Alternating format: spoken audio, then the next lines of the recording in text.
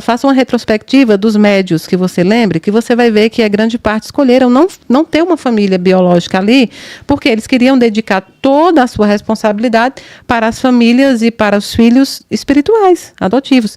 E eu sempre quis ter família também. Então, eu tenho essa diferença de ter que equilibrar minha família biológica com minha família espiritual, com meus trabalhos. Então, meus filhos, eles aprenderam a lidar com isso, estão sempre me dividindo, assim, dividindo minha atenção quase sempre com muita gente, porque a minha missão é essa, né? E eu amo abraçar, conversar. Então, a gente passa algumas dificuldades também. Às vezes uma cobrança de um filho. Né? Mãe, você não conseguiu ir, porque no dia tinha um evento, não podia desmarcar. Então, tem muito isso, porque a gente coloca acima a nossa missão. Mas então eu saí com algumas diferenças que tornaram mais difíceis. E essa questão da misoginia, eu sinto muito, mesmo dentro da doutrina. As pessoas não gostam de falar, porque acham que isso é polemizar. Não, isso é trazer à tona um problema que ainda existe, e você não pode tratar problemas se você esconde debaixo do tapete. Então, assim, eu enfrento com muita coragem isso aí, não é fácil, nem sempre eu estou forte para isso, às vezes fico perplexa com algumas coisas que escuto, que vejo, mas estou lá fazendo a minha parte, né?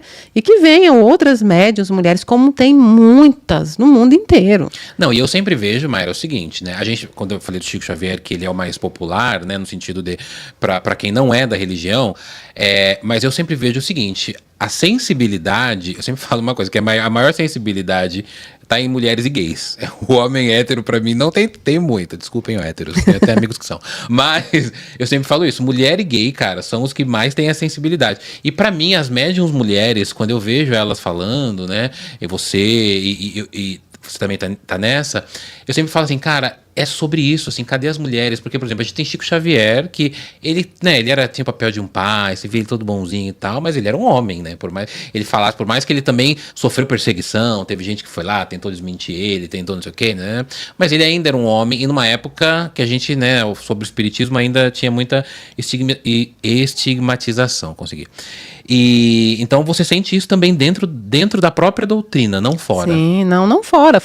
Quando a gente tem alguns enfrentamentos de irmãos assim que ainda não são compreensivos fora da doutrina, você consegue compreender melhor. Eles foram criados, ensinados numa religião, numa doutrina diferente. Às vezes não é nem maldade, às vezes é só repetição do que foi. Isso. Agora, quando você está dentro da doutrina, na fileira dos obreiros do Cristo, na mesma fileira, e precisa enfrentar esses companheiros, né? Esses companheiros de doutrina, aí você começa a repensar, você